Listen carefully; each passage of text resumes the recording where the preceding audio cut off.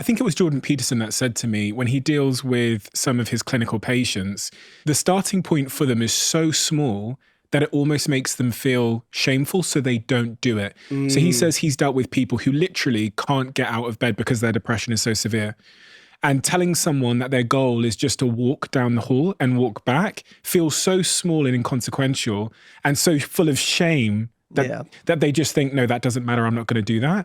And there are a lot of people out there that are listening right now, and they think about where their starting point might be. And it might literally be getting out the house, putting their trainers on and going for a 5-minute walk. But in their heads, they'll go, that's not going to do anything. That's not going to get me to that mountaintop that I know I need to get to. So I'm not going to bother. A lot of people like that. And I mean, you can take your cliche that you want to, journey of 1,000 miles begins with a single step. How do you eat an elephant? One bite at a time. I mean, it's cliche, but it's very true, right? And I think if you're climbing a mountain, if you're only looking at the top, you're going to feel like you're getting nowhere, right? So if you want to climb a mountain, have in mind the mountain that you want to climb. But when you're climbing it, look at the next ledge and just do that as the checkpoint, right? So somebody asked me once, if somebody had a lot of weight to lose, like over 100 pounds, where would you tell them to start?